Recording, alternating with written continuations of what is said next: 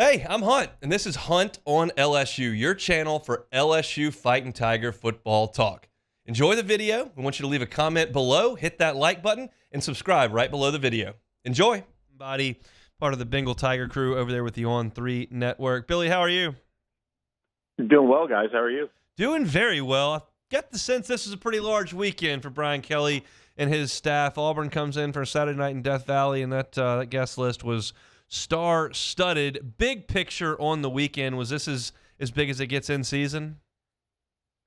Yeah, I would say so. I mean, it's a massive weekend. I mean, anytime you have the number one overall prospect in the 2025 class coming in with Bryce Underwood and his family coming in to visit once again, fourth time in about 6 months, I would say that he's visited LSU, and they continue to make their big push there. That is massive, just from the jump. But then you end up hosting 3 Texas A&M commits in Draylon Miller, Gabriel Relaford, and Terry Bussey, all who sit in the top 100 overall prospects in the country. That's an even better step in the right direction in terms of who you want to host. But they also hosted, numerous other 4-star prospects. I believe it was 15 top 150 overall prospects were on campus for LSU this weekend. So when it comes to the big weekends that LSU wants to put together as far as visitors and recruits, this is like you kind of said, about as big as it gets. Talk me through the Underwood recruitment in terms of a timeline. We know he's been to LSU on his own dime many times. The whole family has come, kind of a hometown Michigan deal versus the folks way far away down in the South. What are we kind of looking for as far as a timeline there with Underwood, and what are LSU's realistic chances? Got to be decent if he keeps coming. Yeah, I think they are decent chances. I mean, I think anytime you come down that many times, the interest is there, and Michigan is certainly doing everything it can to keep him in state. I think for me, when I kind of read the tea leaves of it, I'm interested to see if there's a surprise team that kind of enters the mix and firmly cements itself in there. He visited Colorado. Penn State hosted him earlier this season as well, and Penn State hasn't been a stranger in this recruitment.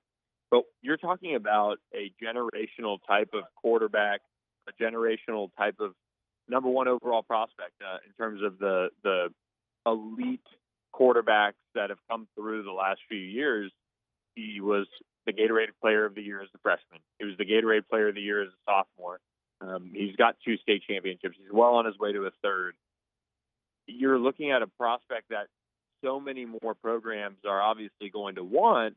Is there somebody that emerges down the stretch as he kind of goes towards his early January decision date that get him on campus and catch his eye and kind of come in late? I mean, even Dante Moore, LSU fans will remember him. LSU had a lot of buzz there. He ended up committing, I believe it was to Oregon, and then he ends up at UCLA kind of last minute. So he was a 5-star. He was from the state of Michigan. But Bryce Underwood is even more impressive in terms of his resume and his talent. Joe Sloan has done an unbelievable job getting him to campus. He's done a great job building a relationship. Jade Daniels recruited him a little bit as well. And this offense is absolutely humming. So everything's going in the right direction for LSU. Can they finish? Can they get him over the hump?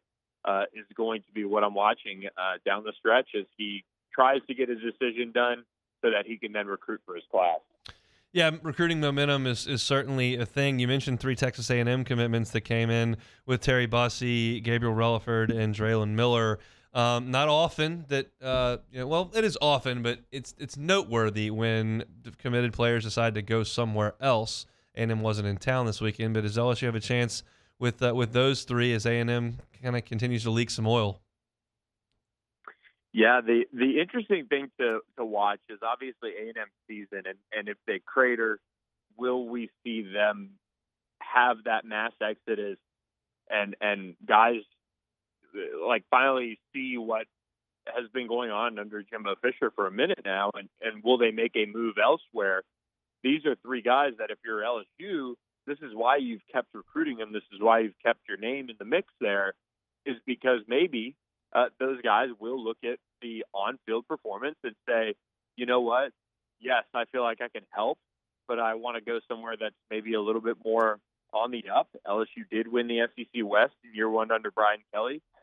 They are sitting with the number one offense in the SEC, and they have a chance to win out and go to Atlanta and do all of those things once again, versus A&M, where if they don't put it together down the stretch and at least go to a bowl game, I mean, you're walking into a situation where your coach is on the hot seat. I mean, that's probably where you get to real conversations, at least as a prospect, and you've got to, maybe weigh that against what you've kind of been, recruited on, which is, hey, come in and help us do all those things. Like, the whole recruiting pitch where fans come in and say, oh, I mean, they can't help them or whatever. That's not what most coaches are going to say to a kid, because most kids think that they can help get programs out of those situations, right? And so where these three have to weigh that is interesting, because it is a trend with A&M right now where they have not gotten over the hump. LSU, meanwhile, has put together some things.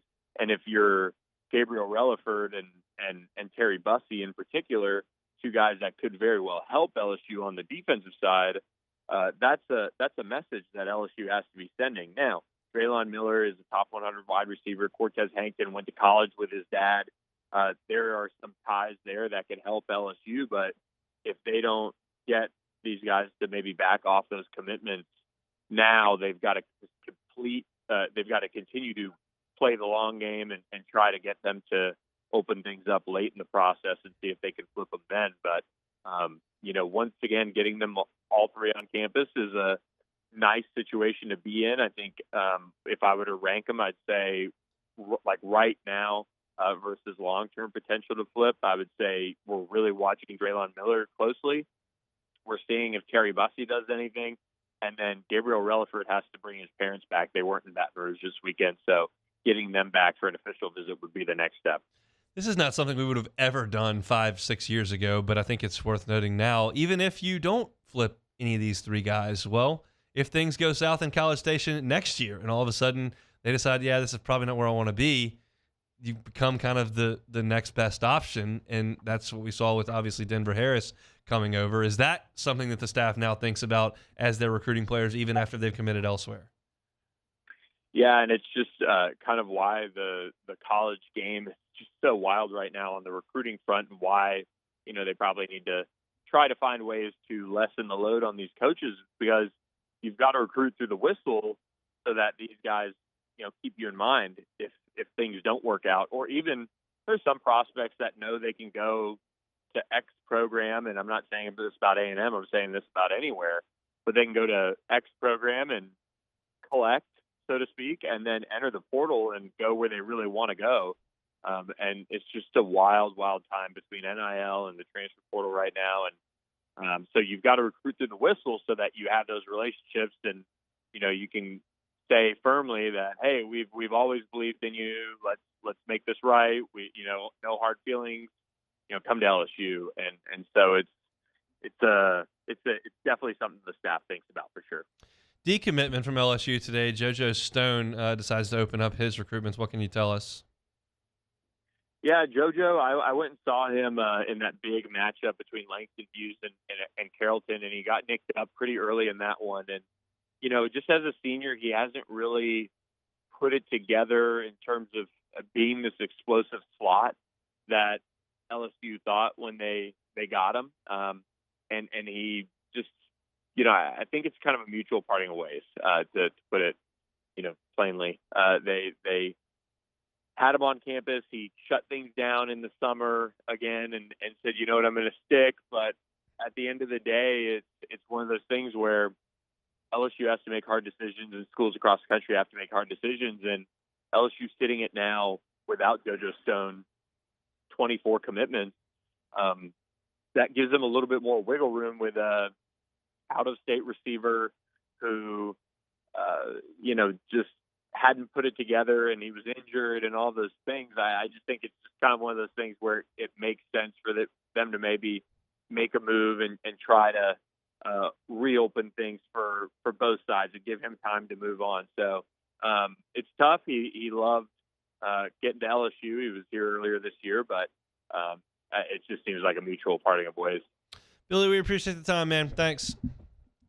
Anytime. Thanks for having me. Billy Embody on 3 Sports, part of the Bengal Tiger crew. And, so I want to touch on both of those 2 things before we go to break, because I want to talk some Capitol Hill stuff coming up with some quotes from some ADs and some senators talking about the NIL stuff. But that brings up 2 different points on the recruiting front. One, you're recruiting these players. You're recruiting Terry Bussey, Gabriel Wellifer, Draylen Miller, who are all committed to Texas A&M at this point, and maybe all 3 of them stick and go to Texas A&M.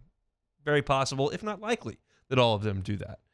But there's also a distinct possibility that at some point in their college career, they want to go somewhere else, because a lot of people go somewhere else. That really doesn't even have anything to do, big picture, with how Jimbo's doing or what the buyout is or any. That just is the fact that a lot of people transfer. It just is what it is. So you want to position yourself as the next viable option. It's not something we would have thought about 5 years ago. Like, you still have to continue to recruit these players, even if they're going to sign and go somewhere else, because in 12 months you may say, hey, we're still here and we'd love to have you. Hey, thanks for watching Hunt on LSU. Before you get out of here, do us a couple of favors. Hit that like button, leave your comments below, and subscribe to the channel for all your Fighting Tiger football talk. See you next time.